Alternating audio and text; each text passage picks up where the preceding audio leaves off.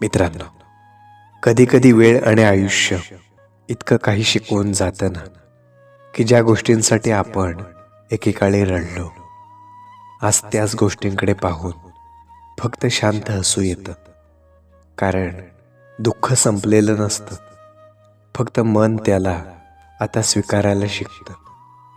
आयुष्य सुरुवातीला स्वप्न दाखवतं, मग त्या स्वप्नांच्या मागे जीव तोडून धावायला लावतं. शेवटी वास्तवाच्या कठोर वास्तवासमोर उभं करून ठेवतं.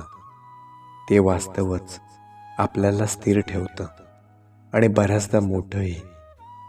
वेळ आपल्याला हरवतेही आणि घडवते सुद्धा. ती कधी माणसं हिसकावून घेते, कधी विश्वास तोडते आणि कधी स्वतःच इतकं उद्ध्वस्त करते की त्या सगळ्यांनंतर माणूस बदलतो, कठोर होतो आणि शांत सुद्धा. असा शांत की तो तक्रार करतच नाही, फक्त प्रत्येक गोष्टीला समजून घेत पुढे चालत राहतो. म्हणूनच वेळ शिकवते सगळं विसरायला, माफ करायला आणि सर्वात महत्त्वाचं म्हणजे आपल्याशिवाय काहीही कायमचं नसतं हे मनापासून स्वीकारायला. कठोर आयुष्यात शेवटी आयुष्य म्हणजे जिंकणं नाही, तर सगळं गमावताना सुद्धा स्वतःला हरवू न देणं असतं.